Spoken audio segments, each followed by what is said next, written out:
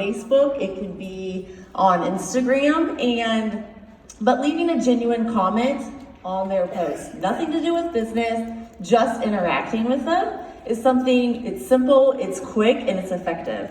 And then for Instagram, one thing I like to do is pick 10 hashtags, go to them, go to the top 9 recent, top 9, they're the top, I guess, hashtags, and leaving my 2 cents on those, and just leaving genuine comments in those. And that's something that anyone can do, not just whites and yellows, but it's something that's simple, it's effective, and anyone can do it. So another thing is obviously we have our business on social media. So another thing is to really be authentic. Go on your social media, start posting. I know everyone is afraid of lives, but here's the thing, you know, you've joined this business, you've seen someone on that social media. It is duplicatable, but you have to be you. So some of the daily task list is definitely posting every single day. It might be about your family. We were talking about fur babies yesterday. If you're a mom, whatever life is, post about that. You will then get the law of attraction. You will get people that will love you for you, and those are your tribe and those are your people. And then obviously messaging people, adding new people, and doing that on a daily basis and showing up is essentially what will grow your business. And that can be done on Instagram, it can be done on LinkedIn, it can be done on Facebook, but showing up as yourself and that law of attraction is gonna start the momentum of your business. Awesome. I love that. And I want to recap that just for a second because I hear it all the time when I'm with brand new presenters. They're like, I don't know how to do it. I don't know where to go. I don't know what to do. So we just got some perfect note. You should have some notes in there, right? Be authentic, show up, and engage. It is as simple as that. But you can put a number behind every one of those. I'm going to do 10 in the morning and 10 at night. Or I'm going to do X. I'm going to do Z. I'm going to friend. So hopefully, for those that are wondering, there should be some very specific bullets on your list. Perfect. I'm going to jump to the next question. Is that good? We good? Okay. Oh, Morgan's going to have one more thing. All right, just super simple addition to that. Yesterday, Trisha talked about pick your 5 things. And it's amazing how quickly people go from being afraid to post, what do I post, to once they have that outline, it's like, okay, I can pick one of my 5 things. And it empowers them to create their own content. That's the scariest part, is putting yourself out there. But you know, okay, I've got my mom, I've got my dog, I like to knit, I like my snails, and I do makeup. And so you look at your 5 things and you automatically have something to post. And when you're brand new, that makes you feel safe because you have a system. So sometimes you might need to help them find their 5 things by looking at their pictures or whatever, but give that to them immediately so they don't have that overwhelm right away or think they have to post makeup all the time or anything like that. Empower them with helping them find their 5 things, and then they can take that and work with it. Love that. Thank you. And we're going to kind of keep going on that thread. So if we keep going on the presenter journey, like I'm sure majority of everyone in this room has a team. And if you don't have a team, you're in the right place because you're probably going to get a team really soon. So I want to pose the question of how do you build momentum into your teams? All right, so when you start having a team, you will definitely have different legs and you'll have people that will be underneath other people. Now, we always have duplicatable systems and we always say, you know, the people who you personally sponsor, work with them. This is the one thing that really truly built my momentum and my morale. Everyone on your team is part of your team. Never just stick to the people that you just sponsored. Always dig deep. Here's why. Because people will leave the business, okay? And you'll lose some people. People will roll up, but that's your team. Never think that you're stepping on toes. Welcome every single person. Reach out to them. Don't be just the top line. Dig deep.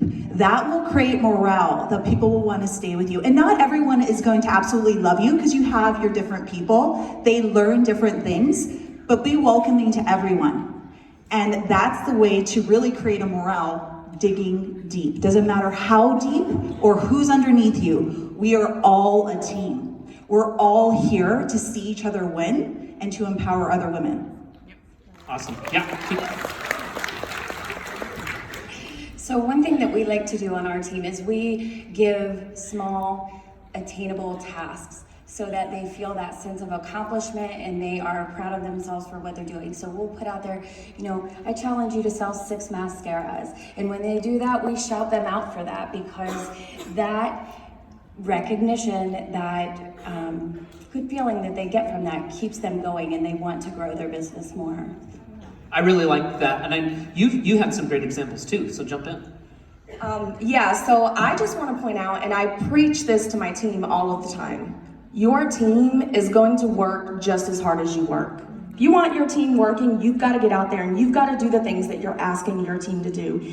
And I agree with everything that's already been said so far, but even recognition for simple things, like recognizing your team for an amazing post that they did. And I love doing things like that, because if say Karen on my team does an amazing post, I'm gonna share that with my entire team and say, hey, oh my gosh, this was an incredible idea. And you guys, like, anyone can do this, just recognizing the small little things. It doesn't always have to be sales. It doesn't always have to be when they sponsor someone, but it can be recognizing, maybe someone on your team did a home party or a home event. That's incredible. Recognize those things that people do. And again, your team will work as hard as you do. All eyes are on you. I like that. And then Ray hit big on contests and incentives. So another great point as we talk about engagement. Yeah, let's shoot that mic that way.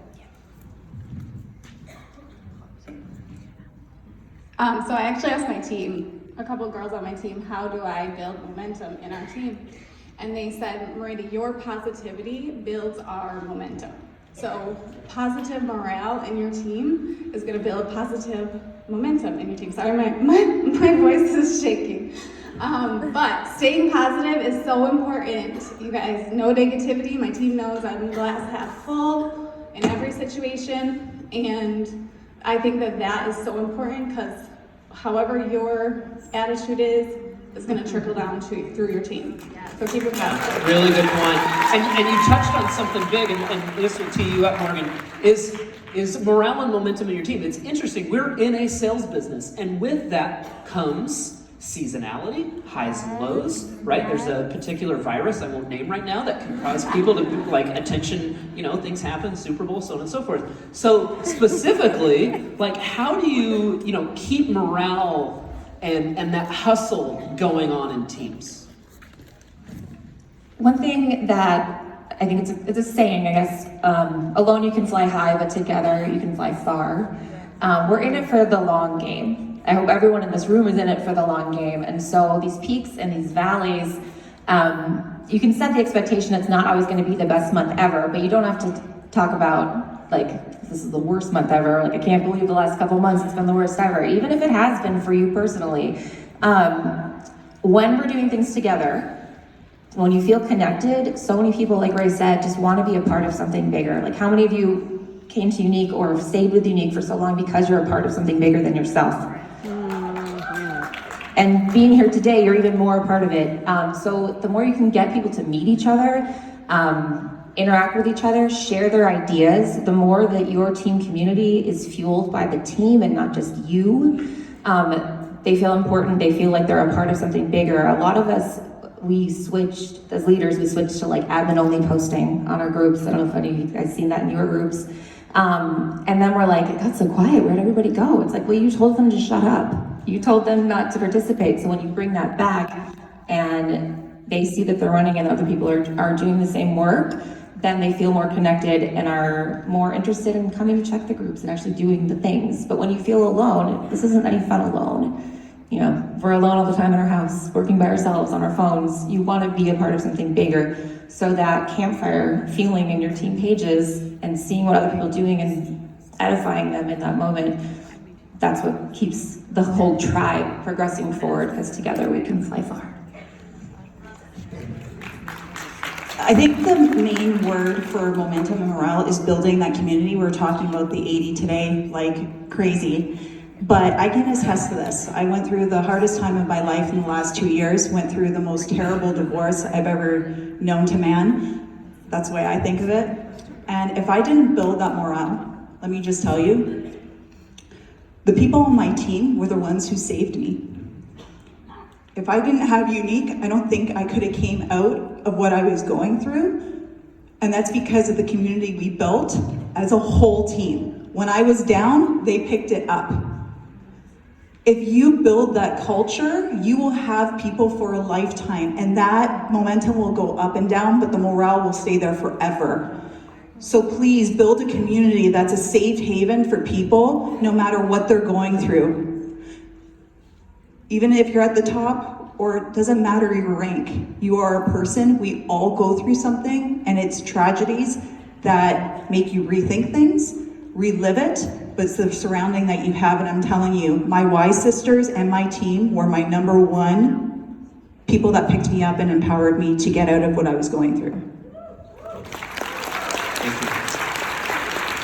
And I would just say also to kind of add to what she was saying is participate in the positivity that goes on in your team group. It's not all up to the leader to provide all the positivity and the culture for the team. So step in there, and when you see somebody has done something, shout them out in the comments, celebrate that, and don't just make it your leader's responsibility, but become part of the positivity. I like that. I like that a ton.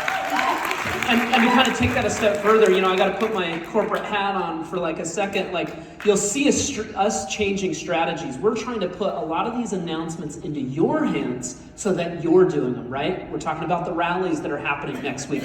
We're putting the announcements into your hands. And so those are perfect opportunities to get behind that. Rally behind it. Get it? Okay. Rally behind it. Dad joke. To take those initiatives. Now, we have limitations. It's tricky, like, you know, I've ran incentives, and it's tricky to, you know, how do we provide an incentive to hundreds of thousands? You can take what we've done as a starting point and just, as a CEO of your business, tweak that a little bit and put engagement in there. So I highly encourage you, as you start seeing us putting more and more things into your hands, take that power. Take that power and do what you need to do within your business. Perfect. Okay. We're in our last 5 minutes, and I got a really good question. It's Morgan's question. So, but we can start anywhere. Individually, for this group here, because it's, you know, there's a lot going on, right? So much in our lives and our businesses. So I'm just curious, like, how do you yourself manage momentum and your own morale? You crawl in your bed and you just stay there all day. No, I'm just kidding. Events. I come to events, and my team knows. Last year, I probably went to 12 plus events last year.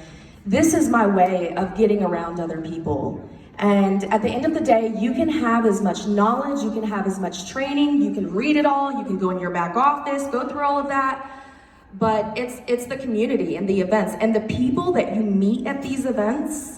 I mean, having a conversation with Ray Higdon last night, to me, that was huge, to be able to sit down at a table and speak to him. The other presenters and Black status presenters and the people, it's all about like the side conversations you have. And at the end of the day, I find personally the one reason why most people have slow moments is not necessarily because they don't know what to do. It's because of the things that's happening in their personal lives and just being connected and getting to events. So if I could give you guys one piece of advice, who's going to convention? Yes!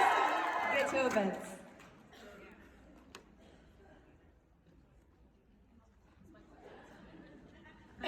So he said it was my question. We were talking a lot about as a leader teams. I'm like, no, as a person, you can't be a leader in this business without maintaining your personal business. You have to have your PRS. You have to keep sponsoring, or your circle is going to go away. You're not going to have the qualified presenters.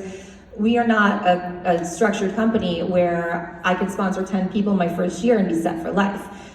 So we have to keep going even when things are hard. And like, I know personally things have been really hard for me, and I haven't wanted to do the things, you know, I haven't modeled for my team, and I've been in this business for 6 years, and there's ups and downs, that things are going to happen. So how do you keep going when things are hard? How do you keep going when you feel like no one's listening, or you're not relevant, or, you know, people are sick of you?